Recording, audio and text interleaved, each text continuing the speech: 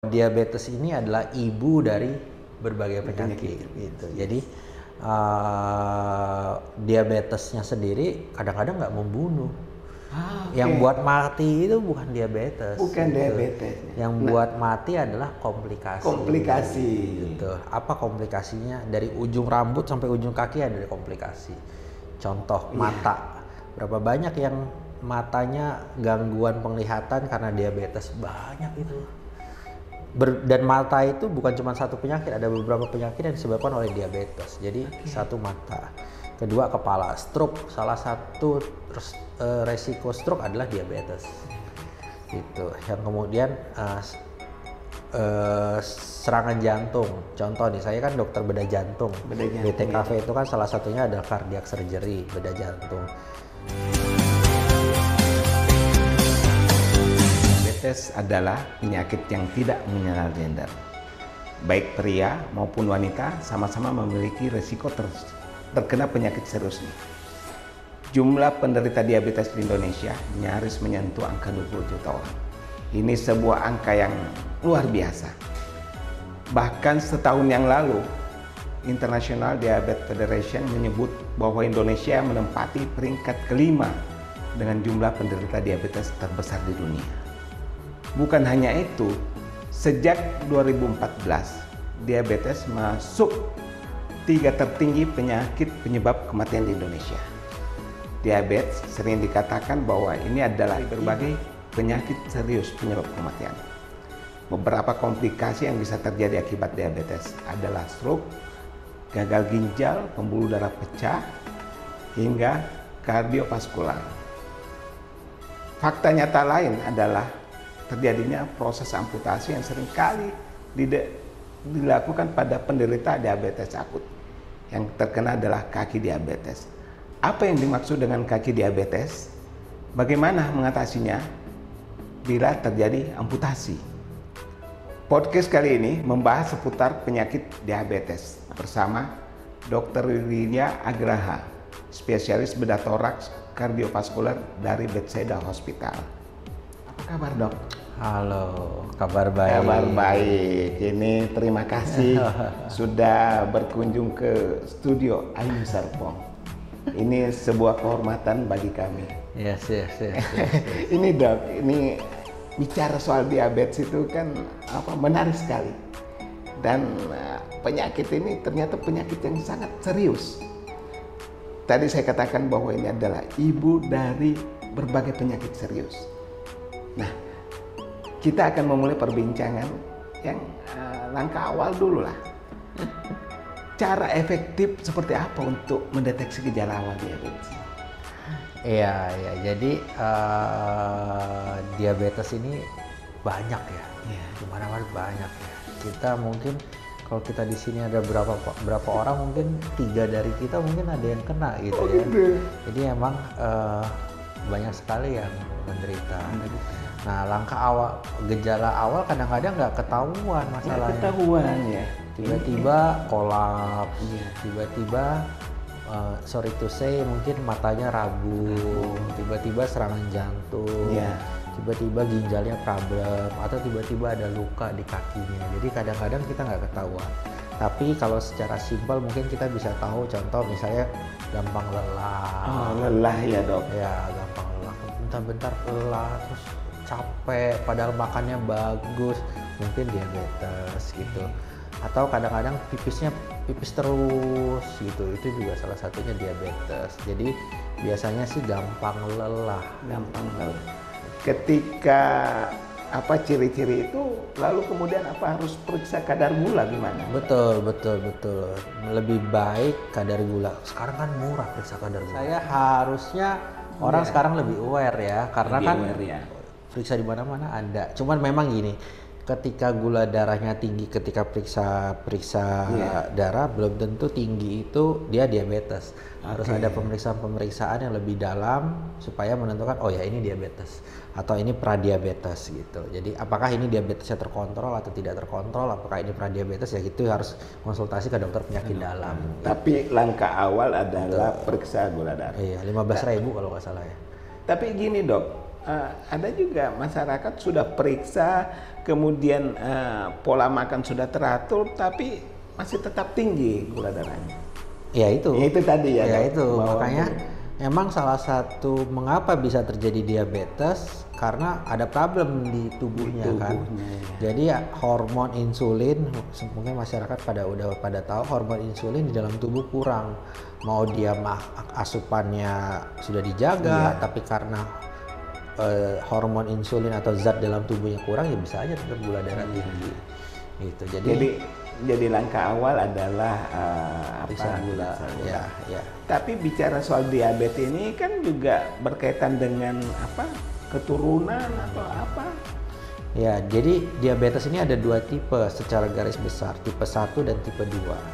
Kalau tipe 1 itu anak-anak yang kena diabetes. Anak-anak bisa kena? Iya, anak-anak kena diabetes. Usia 4 tahun, 5 tahun, even mungkin dia dari lahir udah ketahuan diabetes. Jadi ada masalah di tubuh dia nggak bisa produksi insulin. Sehingga dia harus disuntik secara terus-menerus insulin itu. Jadi anak-anak bisa kena. Yang kedua baru yang dewasa, diabetes tipe 2 yang dewasa seperti kita itu. Tentu keturunan menjadi faktor keturunan, tapi nggak bisa disalahin lah. Iya. Masa kita marahin bapak kita karena lo punya diabetes, gua kena diabetes kita marahin kan enggak. Pasti ada faktor kita aktivitasnya oke atau enggak, olahraganya oke atau enggak, makannya jeroan terus atau enggak, ya kan itu mempengaruhi. Jadi ini berkaitan juga dengan pola makan. Betul, pola hidup. Pola hidup. Gimana itu pola hidup? Jadi ya kalau kita kerjanya santai-santai, nggak pernah olahraga, makannya nggak dijaga, pasti itu lebih resiko untuk terjadi diabetes. Selain soal keturunan, pola gaya hidup, tetapi kan masyarakat Indonesia itu potensi kena diabetes memang sangat besar karena dari bahan makanan kita. Betul. Yang makan sehari adalah nasi, di mana tingkat kandungan gulanya tinggi. Itu gimana kalau menurut dokter? Iya, jadi bukan cuma nasi ya, ada beberapa contoh buah-buahan, mangga, durian, itu gulanya tinggi. Gitu. Jadi sebenarnya bukan gula yang tinggi juga yang harus dipertahankan. Ada namanya glycemic index. Ketika kita makan sesuatu makanan, secepat apa dia naikin gula darah. Nah, nasi putih adalah salah satu glycemic index yang cukup tinggi. Jadi kalau kita makan nasi dalam sejumlah sekian, kalau kadar gula darah di tubuh kita cepet naik. Itu yang bahaya. Nah, makanya sekarang gandum, beras merah, karena mungkin jumlah gulanya sama. Tapi ketika kita makan, gula darah di dalam tubuh kita nggak cepat naik. Jadi bukan sekedar dia gulanya tinggi, tapi seberapa cepat dia naikin gula darah di tubuh kita juga itu penting. Nah, masalahnya ya orang Indonesia nasi putih emang jadi problem ya. Makan terus, saya aja makan nasi putih mungkin udah jarang ya. Enggak, gini dok, itu kita ini seperti saya ini rasanya belum mahal. Iya sih. Jadi, apalagi makannya sama jeroan, sama kikil, sama rendang, susah itu nggak pakai nasi. Jadi yang harus dipahami bahwa memang sejumlah bahan-bahan makanan mengandung gula. Ya. Tetapi ada yang bisa mempercepat terjadinya itu ya dok. Iya betul. Jadi kan kadang-kadang kan orang kata, jangan terlalu masukkan ini makan. Akhirnya kan menjadi persoalan gitu. Betul. Jadi sebenarnya itu kalau dari sisi makanan sebaiknya gimana dok? Menurut ini saya bukan yang paling ahli ya. Kalau mau ahli dokter gizi klinik lebih cocok. Jadi sebenarnya nasi putih itu tetap diperbolehkan, cuman porsinya harus diatur. Nah, benar, porsinya harus diatur. Contoh, daging merah, sapi, kambing boleh. Porsinya harus diatur gitu. Kemudian porsi vegetable atau buah sayur-sayurnya juga harus dinaikin. Jadi porsi itu yang disetting supaya gula darah dalam tubuh kita cukup terjaga gitu. Jadi saya ingat gini dok, ada teman saya ini ceritanya habis ketemu dokter diminta untuk diet, maka dia sangat vegetarian. Wah, belakangan ditegur sama dokter, jangan, kamu juga butuh protein, betul nggak? Tapi yang dokter katakan tadi memang porsinya itu ya. Betul. Artinya kalau hari ini makan ini, besok kalau perlu jangan lagi. Intinya nasinya dikurangin sih, nasi dikurangin. Kalau kita kan nasi satu piring, sisanya baru lauknya kan. Nah mungkin ini lauknya setengah piring, nasinya seperempat. Jadi porsinya diatur. Ya dokter gizi klinik lebih cocok untuk jelasin. Tapi intinya porsi secara karbohidratnya. Artinya itu secara umum lah begitu. Betul. Kemudian gini dok, bicara diabetes, ternyata itu kan ada tipenya ya. Secara umum yang masyarakat tahu itu ada 2 tipe. Seperti apa sih itu jelaskan? Kalau untuk tipe diabetes ada tipe 1 tadi sama tipe 2. Tipe 1 biasa usia muda yang kena. Tapi kalau tipe 2 usia tua. Itu ada tipe 1 ada. Tapi di masyarakat umum ada istilah begini, diabetes basah sama kering. Gitu. Jadi kalau diabetes basah itu kadang-kadang dia punya luka, terus lukanya basah terus. Ada yang diabetes kering gitu. Tapi sebenarnya kalau di bidang kedokteran tipe 1, tipe 2 tadi. Tipe 1 yang dia keturunan dari kecil dan dia butuh suntikan selalu. Tipe 2 yang lebih karena faktor makan, faktor aktivitas. Bisa kita obati dengan obat-obatan dulu, tapi nanti kalau nggak berhasil, kalau masih tinggi ya kita bantu dengan suntikan. Gitu. Jadi kalau soal usia itu sebenarnya tidak ada batasan usia. Nggak ada. Ada yang sekarang 30-an juga ada kan. Iya, artinya kan beberapa penyakit serius itu terkena pada usia tertentu gitu ya. Tapi diabetes ini balita pun bisa kena karena faktor keturunan tadi. Iya, betul. Jadi memang kewaspadaan itu. Yes. Tapi gini dok, selain pembagian seperti itu, tapi yang menarik juga kan ketika bicara soal diabetes, maka yang ada di kepala efeknya itu akan terjadi amputasi ke depan kalau sudah terjadi akut gitu ya. Nah tadi sempat saya sebelum kita kesini ngobrol-ngobrol, ada diabetes apa ya? Diabetes food. Yes. Kaki diabetic food. Nah, gimana itu dok? Coba ini. Iya, jadi gini. Kan tadi udah dibilang bahwa diabetes ini adalah ibu dari berbagai penyakit gitu. Jadi diabetesnya sendiri kadang-kadang nggak membunuh. Yang buat mati itu bukan diabetes. Bukan diabetes. Yang buat mati adalah komplikasi. Gitu. Apa komplikasinya? Dari ujung rambut sampai ujung kaki ada komplikasi. Contoh mata.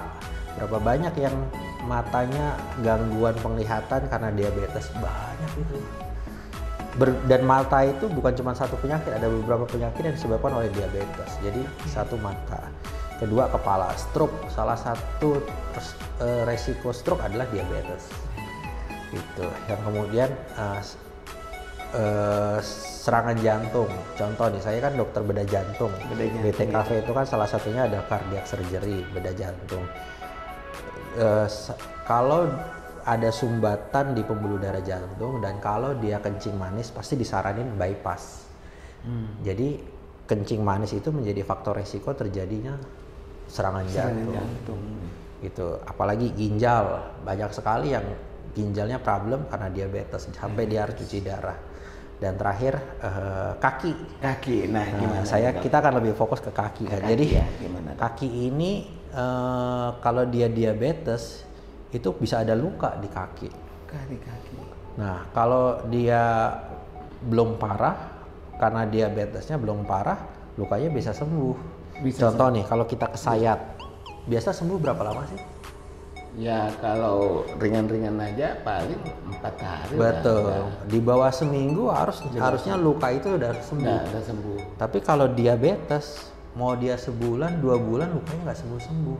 Gitu. Malah makin jelek. Malah bisa hitam, malah bisa bernanah gitu. Jadi luka, kalau warning sign-nya kalau ada luka lebih dari 10 hari, 2 minggu nggak sembuh-sembuh, mungkin ada problem. Jadi indikator diabetes kaki itu ketika ada luka, lalu kemudian waktu sembuhnya terus semakin panjang, perlu. Betul. Apa yang harus dilakukan? Sebenarnya begini, kenapa luka nggak sembuh di kaki karena diabetes itu ada penyebabnya. Ada 2 penyebab utama kenapa luka pada penderita diabetes nggak sembuh. 1, gangguan aliran darah. Gangguan aliran darah. Jadi kan kalau dia ada luka di kaki, supaya bisa sembuh luka itu harus dapat darah yang cukup baik kan. Kan darah itu bawa nutrisi, bawa oksigen, bawa vitamin dan lain-lain supaya si kaki bisa sembuh kan. Nah tapi kalau aliran darah ke luka itu terganggu, macet gitu, si lukanya nggak sembuh. Tapi kenapa sasarannya ke kaki? Nah, kenapa bisa aliran darahnya nggak bagus gitu? Karena ada sumbatan.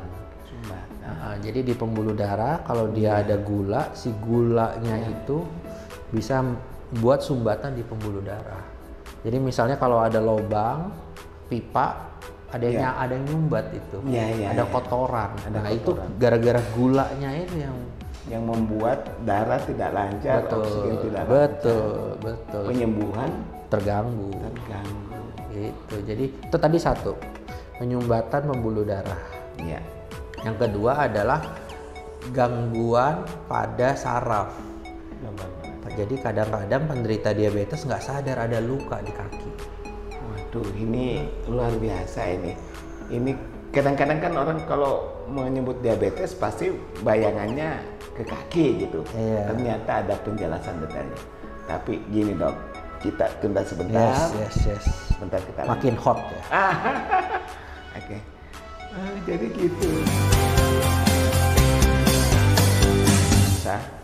Bicara soal kaki diabetes memang sangat mengerikan karena tidak jarang berakhir dengan amputasi. Siapa sih yang mau diamputasi? Nah, saya kembali sama Dokter Wirya. Dok, soal kaki diabetes itu kan tadi sudah dijelaskan kenapa itu terjadi. Karena salah satu penyebabnya karena gangguan aliran darah. Yes. Nah kemudian kira-kira kita bisa mendeteksi gejala awalnya seperti apa? Yes. Selain soal luka tadi itu dok? Yes, ya. Gimana dok? Betul. Itu pertanyaan bagus. Jadi nggak mungkin sumbatan itu terjadi dalam 1 malam. Betul. Nggak mungkin kayak Candi Prambanan. Kan? 1 malam bisa. 1 malam jadi tiba-tiba. Ada yang kejadian kayak gitu tapi jarang biasanya. Ya, tapi biasa sumbatan pada pembuluh darah di kaki itu ada sign-nya, ada gejala-gejalanya. Ada gejala. Yang pertama, nyeri. Nyerinya kayak gini. Waktu kita duduk seperti ini nggak nyeri. Iya dok. Tapi kalau jalan, kemudian jalannya mulai jauh, lebih dari 10 menit, 15 menit nyeri kakinya. Oke. Terus kita harus duduk, istirahat dulu. 5 menit, baru jalan lagi. Banyak tuh di mall-mall. Yang muda-muda jalan kemana-mana, yang tua-tua kesakitan kaki jalan. Nah jadi itu warning sign kita. Jadi kalau misalnya kok saya kalau jalan nggak kuat ya. Waktu jalan pertama kali 5 menit pertama kali oke, tapi setelah itu kaki saya sakit. Itu warning sign. Jadi ketika kita jalan kita butuh aliran darah yang lebih banyak kan. Betul. Karena kan otot-otot bekerja gitu, dia butuh darah yang lebih banyak, tapi ada sumbatan, akhirnya si ototnya nggak dapat darah dengan baik, dia kasih sinyal dengan nyeri gitu. Jadi nyeri saat aktivitas. Nyeri saat aktivitas. Gitu, itu nyeri di kaki saat aktivitas. Itu yang pertama. Yang kedua, coba kita pegang kaki kita. Kalau dia ada sumbatan, kadang kakinya lebih dingin dibanding yang sisi satunya. Gitu. Bukan malah panas ya, terbalik ya. Kalau panas berarti kan aliran darah bagus. Kalau kita kepanasan muka kan panas muka kita. Gitu. Jadi bedanya tuh. Jadi salah satunya coba kita pegang kaki kita. Mungkin ada salah satu sisi yang lebih dingin dibandingkan sisi satunya. Itu jadi salah satu gejala mungkin ada gangguan sumbatan. Gitu. Yang ketiga, kakinya lebih kecil. Oh, ada perubahan. Kalau sudah terlalu lama, bisa ada dalam perubahan. Proses waktu tertentu, kaki mengecil. Betul, kakinya lebih kecil. Kenapa? 1, aliran darahnya kurang, sehingga kakinya lebih kecil. Kan makan nutrisi jarang. Yang kedua, mungkin lebih jarang dipakai tanpa nggak sadar, sehingga kakinya lebih kecil. Ya, karena kalau udah capek sedikit berhenti. Betul, atau dia lebih dominan pakai kaki yang sehat gitu. Jadi 3 hal itu yang pendengar atau penonton harus perhatiin. Satu, nyeri saat berjalan. Nyeri saat berjalan. Suhu lebih dingin. Yang ketiga, lebih kecil. Nah kalau kayak gitu mendingan kontrol atau konsultasi. Nggak susah-susah. Kita cuman USG nanti ketahuan mungkin. Jadi nggak sampai pemeriksaan yang keren-keren, USG aja bisa gitu. Pokoknya 3 gejala itu jangan didiamkan. Ya, nah kalau sudah ada luka, warning sign-nya tadi saya bilang. Kalau kita kesayat 1 minggu sembuh dong. Iya. Nah ini lihat, oke lah ada luka kecil. Tapi kok 1 minggu, 2 minggu lukanya nggak sembuh-sembuh ya. Malah tambah besar. Nah itu jangan didiemin.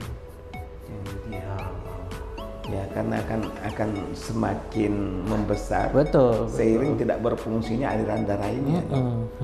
Tetapi kemudian kan kalau itu sudah terjadi, sudah akut gitu kan, pada ujung-ujungnya menghitam. Ya. Lalu kemudian harus diamputasi, gimana itu dok? Iya, kalau udah cepet banget emang kadang-kadang menghitam gitu.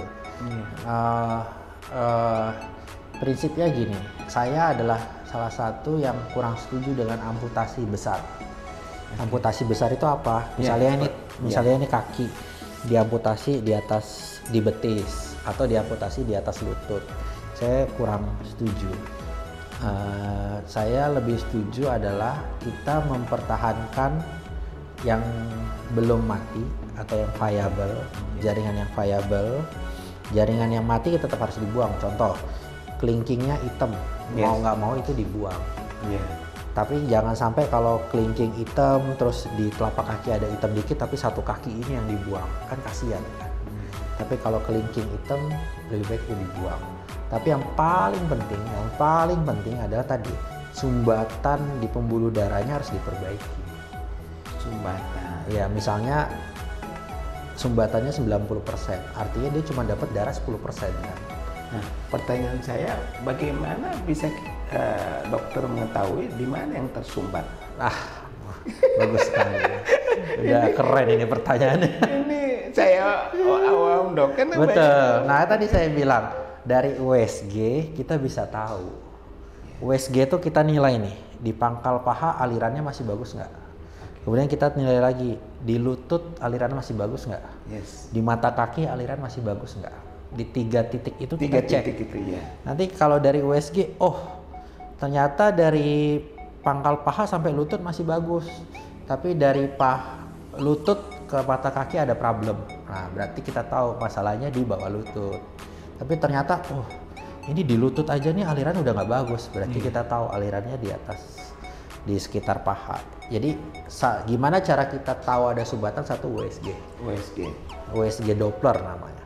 Yang kedua adalah ada pemeriksaan namanya CT scan, CT angiografi. Dari CT angiografi kita bisa lihat aliran darah dari perut ke pinggang, paha sampai ke ujung jari. Itu kita bisa lihat ada sumbatannya di mana aja.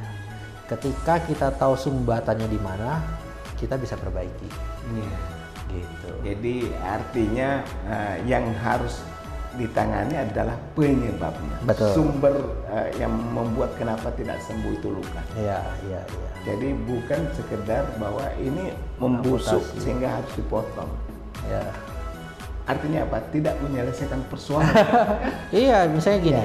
Kita misalnya pasiennya punya sumbatan di paha. Oke, kaki jari-jarinya hitam. Ya kan? Jari-jari telapak kaki hitam. Karena lututnya belum masalah, ya udah dipotong, diamputasi. Misalnya nih, misalnya kita potong di bawah lutut. Tapi kan sumbatannya di paha nih. Bisa saja 6 bulan, 1 tahun kemudian ada luka lagi tuh di tempat amputasinya atau mungkin di luka amputasinya. Akhirnya 6 bulan dia harus amputasi lagi di bawah, di atas lutut. Nah hal-hal itu yang kita coba untuk cegah. Dan kadang-kadang kalau kita bisa perbaiki aliran darah, mungkin yang diamputasi cuma jari-jari aja. Sisanya dirawat luka dengan baik, makan obat-obatan, gula darahnya terkontrol, aliran darahnya kita perbaiki, mudah-mudahan bisa selamat juga itu kaki. Gitu. Terus kan selama ini kan kenapa selalu kaki yang jadi sasaran itu dok? Misalnya kenapa bukan kan tangan. Semua berpotensi di tangan atau apa? Iya, berdasarkan penelitian memang tangan itu jarang, kecuali satu, ngerokok. Oh, rokok. Rokok itu di tangan lebih sering dibanding kaki. Maksudnya ini perokok? Iya, perokok. Kalau dia ngerokok, si zat rokoknya itu merusak pembuluh darah kecil. Dan itu bisa terjadi di tangan. Itu. Tapi kalau diabetes biasa lebih ke kaki, mungkin karena lebih jauh dari jantung, pembuluh darahnya lebih panjang, jadi resiko tersumbatnya lebih banyak. Ini dok, saya mau tanya soal pengalaman dokter menangani kaki sampai kemudian tidak diamputasi. Itu kira-kira berlangsungnya penyakit itu masuk kategori sedang atau gimana yang bisa ditangani gitu? Oh gini. Ya, jadi prinsipnya satu gini. Kalau ada sumbatan kita perbaiki. Gimana cara memperbaikinya adalah kita balon. Di balon kayak kalau jantung. Betul sekali. Kalau serangan jantung di balon kan, atau pasang stand atau pasang ring, sama kita bisa kerjakan itu di kaki. Kan pembuluh darah jantung sama pembuluh darah kaki prinsipnya sama-sama pembuluh darah kan, cuman lokasinya doang yang berbeda, sama diameternya yang berbeda. Kalau di jantung diameter paling 3 mili, kalau di kaki 7 mili, 8 mili. Gitu. Lebih gede. Jadi proses operasinya itu butuh waktu nggak? Proses operasinya itu butuh waktu, tapi luka operasinya sama kayak luka operasi pasang ring. Kecil kan, cuman di tangan atau di pangkal paha, sama kecil 2 mili, 3 mili. Kita masuk ke dalam pembuluh darahnya, kita lihat mana yang tersumbat kita nanti balon. Di balonnya. Nanti kalau setelah di balon ternyata masih tersumbat, ya kita pasang stand atau kita pasang ring gitu. Sehingga ketika habis di balon, yang seharusnya sumbatannya 90%, mungkin sisa jadi 20-30%, jadi aliran darah balik lagi. Dan itu spesialisasi dokter ya? Iya. Dan nggak banyak yang ngerjain gitu. Karena ngerjainnya jujur lebih capek dibandingkan ngerjain jantung. Jantung paling sejam ya. Kita kalau ngerjain kaki itu satu kaki nih bisa 3 jam. Iya. Jadi saya sebagai orang awam ternyata pembuluh darah di kaki juga bisa di ring juga. Bisa. Sekarang semua trennya ke situ. Mau sumbatannya separah apapun, kalau kita punya device atau kita punya alat yang cukup lengkap, kita bisa buka. Ya. Kemudian kalau terjadi seperti itu kan risikonya kan harus minum obat. Betul. Obat selamanya atau gimana? Ini kan seringkali ini udah harus menggunakan obat seumur hidup. Kalau kita terpaksa pasang stand, pasang ring di kaki, mungkin kita harus minum pengencer darah seumur hidup. Iya. Tapi saya begini, kalau saya prinsipnya saya sebisa mungkin tidak pasang stand di kaki. Nah, sekarang ada balon yang ada obatnya. Jadi ketika balon dikembangin, obatnya keluar tuh dari balon, masuk ke pembuluh darah. Obatnya bertujuan supaya dia nggak tersumbat lagi. Nah, jadi ada balon-balon yang ada obat sehingga hasilnya cukup bagus gitu. Kenapa saya nggak pasang stand? Karena kalau stand itu resiko tersumbat juga ada. Kita pasang stand sekarang, 3 tahun lagi tersumbat, saya yang sakit kepala. Mau diapain lagi? Gitu. Jadi tetap stand itu ada masalah. Jadi saya lebih baik pasang pakai balon aja. Kalau balon kan dikembangin, habis itu kita cabutkan. Nah kalau pakai balon mungkin kita bisa mengurangi jumlah obat gitu. Tapi kalau pakai stand ya kita harus minum pengencer darah. Jadi itu maksudnya penyakit diabetes dan dari seseorang sudah risikonya adalah minum obat seumur hidup. Itu maksudnya. Tapi sebenarnya kan tidak mesti ya. Ada beberapa pilihan. Kemudian ini soal kita bicara diabetes secara umum. Yes. Nah karena ini kan sudah menjadi penyakit masyarakat. Angka tadi yang saya sebutkan tuh 20 juta. Itu 2021. Artinya ini terus meningkat sangat mungkin. Nah, persoalannya adalah penggunaan obat ini, Dok. Seringkali kan kita dengar pertarungan antara medik dengan herbal. ini gimana menurut dokter nih? Ya. Saya sih sebenarnya saya nggak tahu jelas ya, tapi ini yang prinsipnya begini. Mau pakai herbal, mau nggak minum obat boleh. Yang penting objektifnya jelas. Apanya kan? Objektifnya jelas. Jadi ya, kalau mau pakai herbal, buktikan gula darahnya terkontrol atau enggak. Kalau pakai herbal gula darahnya terkontrol ya udahlah. Tapi sudah makan obat dari dokter, tapi gula darah juga nggak terkontrol, berarti juga ada yang salah. Jadi apapun, yang penting gula darah terkontrol. Yang salah kalau gula darahnya nggak terkontrol. Gitu. Nah, mau pakai herbal, mau pakai obat itu boleh-boleh aja. Jadi saya kan dokter bedah, jadi yang penting tujuannya tercapai. Cuman aktivitas fisik itu membantu ya. Itu olahraga. Itu memperbaiki. Sebenarnya ada obat alami ya.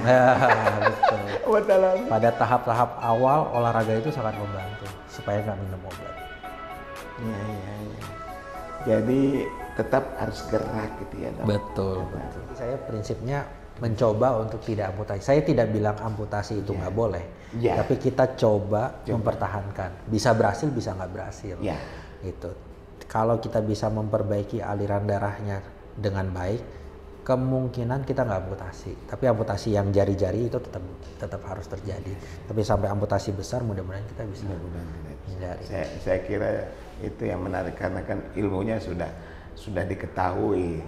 Tinggal tentukan pasiennya seperti apa. Yes, betul. Ya, tapi kalau ditanya pasien nggak mau. Siapa yang mau kehilangan? Ya ngerti lah kan biaya, terus effort. Ya kan orang yang dengan luka kan pasti mentalnya depresi ya, capek. Itu juga yang jadi betul harus keluarga harus benar-benar support. Keluarga ya. Pasangan hidup harus benar-benar support. Jadi ya sebenarnya banyak hal yang harus kita perhatikan. Itu. Jadi satu problem biaya, yang kedua mau usaha atau enggak, yang ketiga ya lingkungan itu ya, lingkungan dari keluarga. Dan tetap harus optimis. Iya betul. Dari dalam hatinya harus. Akhirnya terima kasih sudah membagi pengetahuan tentang diabetes dan lebih spesifik pada diabetes kaki. Dan ternyata bisa diselesaikan tidak dengan diamputasi. Pemirsa, demikian bincang-bincang kami dengan Dr. Wirya Ayugraha dari Bethesda Hospital. Ini ternyata diabetes itu adalah penyakit yang sudah sangat memasyarakat. Seperti yang saya sebutkan tadi, angkanya semakin tahun semakin bertambah. Nah, tentu menghadapi semua ini kan tidak dengan serta-merta penyakit itu datang. Selalu ada dengan gejala awal. Nah, yang perlu diperhatikan seperti tadi dokter tekankan bahwa ketika ada gejala awal, maka jangan sampai berlanjut menjadi parah. Pemirsa, podcast kita kali ini cukup sampai di sini dan kita akan berjumpa pada podcast lainnya.